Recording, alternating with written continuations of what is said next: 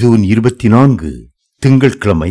சர்வ வல்லமை உள்ளவர், இருக்கிறவரும் இருந்தவரும் வருகிறவருமாகிய சர்வ வல்லமையுள்ள கர்த்தர், நான் அல்பாவும் ஒமேகாவும் ஆதியும் அந்தமுமாயிருக்கிறேன் என்று திருவளம் பற்றுகிறார். வெளிப்படுத்தின விசேஷம் 1:8.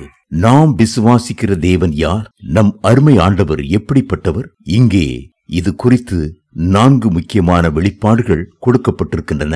முதலாவதாக, அவர் இருக்கிறவரும் இருந்தவரும் வருகிறவருமானவர். இரண்டாவதாக, சர்வ வல்லமை உள்ளவர். மூன்றாவதாக, அல்பாவும் ஒமேகாவும் ஆனவர்.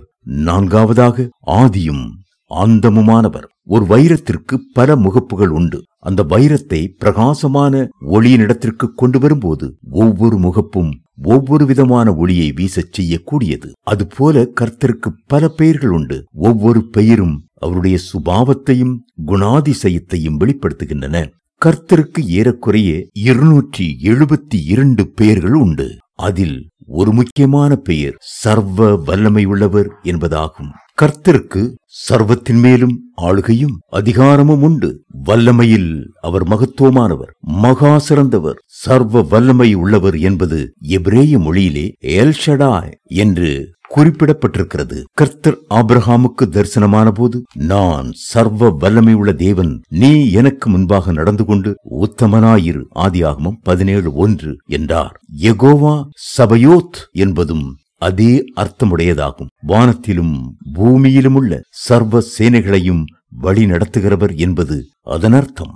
நாம் சர்வ வல்லவர் என் சொந்தமானார், சாவை வென்றவர் என் ஜீவனானார். சர்வ வல்லவர் என் சொந்தமானார், சாவை வென்றவர் என் ஜீவனானார் என்று பாடி துதிக்கிறோம் அல்லவா? சர்வ வல்லமையுள்ள தேவன் தன்னுடைய அனந்த வல்லமையின் ஒரு பகுதியை அவருடைய பிள்ளைகளாகிய நமக்கு தந்தருளுகிறார். கர்த்தர் சொல்லுகிறார், நான் உங்களை ஏற்றுக்கொண்டு உங்களுக்கு பிதாவாயிருப்பேன், நீங்கள் எனக்கு குமாரரும் குமார்த்திகளுமாயிருப்பீர்கள். 2 கொரிந்தியர் 6:18.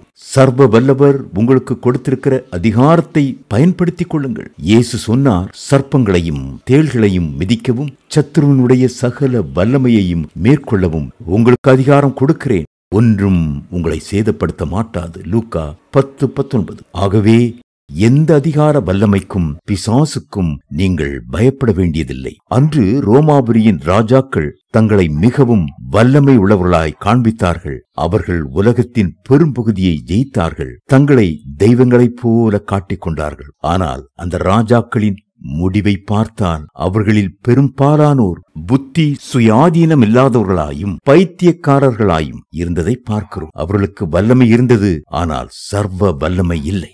ரோம சாம்ராஜ்யத்திற்கு முன்பாக கிறிஸ்தவர்கள் ஆர்ப்பமாக எண்ணப்பட்டார்கள். ஆனாலும் பயப்படாதே சிறுமந்தையே என்று சொல்லி தேவனே சர்வ வல்லமை உள்ளவராய் அவர்களை பாதுகாத்தார். தேவ பிள்ளைகளே, இன்றைக்கும் அவர் ராஜாதி ராஜாவாக சர்வ வல்லமை உள்ளவராக அரசாளுகிறார். சர்வ வல்லவரை நாம் கண்டுபிடிக்க கூடாது. அவர் வல்லமையிலும் நியாயத்திலும் பெருத்தவர். அவர் மகா நீதிபரர். அவர் ஒடுக்க மாட்டார். யோபு 37:23.